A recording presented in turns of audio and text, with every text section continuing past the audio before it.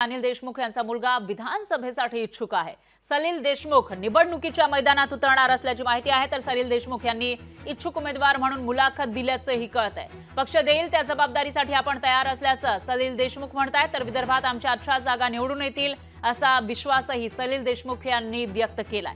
तर सलील देशमुख यांच्याशी बातचीत केली आहे आपले प्रतिनिधी चंद्रशेखर भांगे यांनी।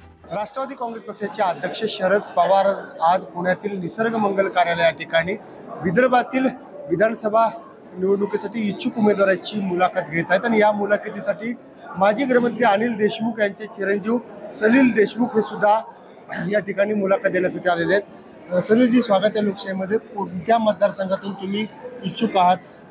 या ठिकाणी आज आपल्या निसर्ग मंगल कार्यालयामध्ये सगळं पूर्ण विदर्भातील आमचे पदाधिकारी नेते मंडळी सगळे या ठिकाणी आले। बरेच इच्छुक आहेत, कोणी त्यांच्यासोबत आले, कोणी कोणाला भेटायला आले आणि तसंच त्या पद्धतीने मी आपल्या सहकाऱ्यांसोबत या ठिकाणी आलो।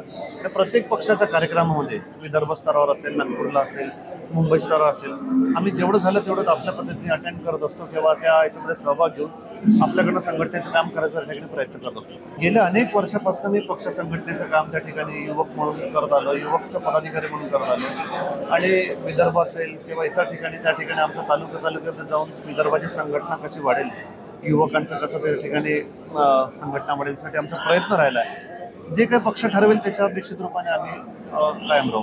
तर हे होते सलील देशमुख। लोकशाहीसाठी चंद्रशेखर भांगे, पुणे। लोकशाही मराठी ऐका, पहा, जागरूक रहा।